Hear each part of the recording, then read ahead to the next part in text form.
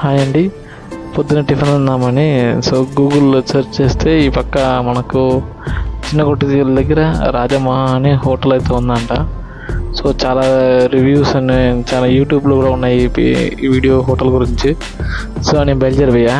Exact location అయితే డిస్క్రిప్షన్లో ఇస్తున్నా, ఒకసారి చూడండి. అండ్ చాలా హైప్ ఉంది అనుకుంటాయి హోటల్కి ఎట్లా అని. చూద్దాము. నాకు కూడా ఫస్ట్ దారి ఎట్లా తెలియట్లా. అక్కడక్కడ ఆగి కొంతమంది నడుచుకొని వెళ్ళా రూట్ ఎట్లా పోవాలి ఏంటి అని.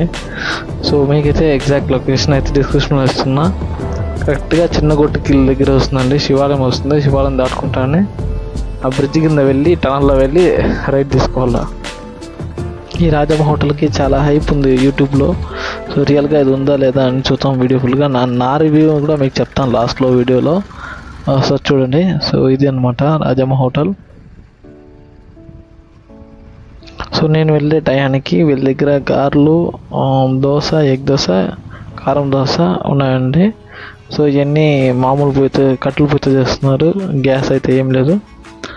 ఇలా ప్లేట్లు కూడా లేవండి, ఇట్లా ఆకుల మీద పెట్టి ఇచ్చేస్తుంటారు. నేను ఒక ప్లేట్ దోశ అండ్ ఒక ఎగ్ దోశ అని అడిగానండి. టేస్ట్ వరకు మామూలుగానే ఉందండి, ఏమంత హైప్ అంత ఏమనిపించాలి నాకైతే కనుక. నా పర్సనల్ ఒపీనియన్ అయితే నేను చెప్తున్నాను నేను. జనరల్గా అయితే ఓకే, నేనంత దోశ చరి మామూలుగా ఉందండి. టేస్ట్ అంతా ఏమంత హైప్ అంతా ఏమనిపించాలి నాకైతే కనుక. సాఫ్ట్గా అయితే ఉంది దోశ. ఎక్కడైనా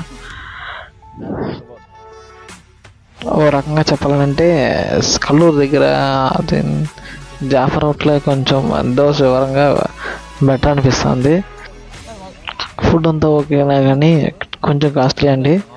ఎవరైనా తిన్నారా ఇక్కడ? కామెంట్ సెక్షన్లో చెప్పండి, నేను కూడా తెలుసుకుంటా.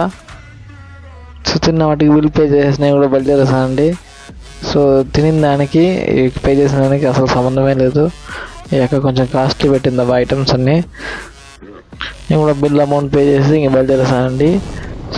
ఇంకేం డౌట్స్ ఉంటాయి కామెంట్ సెక్షన్లో చెప్పండి. అండ్ ఇంకో మంచి వీడియోలో మీట్ అవుదాం. Thank you. అండ్ పీరియర్కి వెళ్ళిపోతున్నా అండి.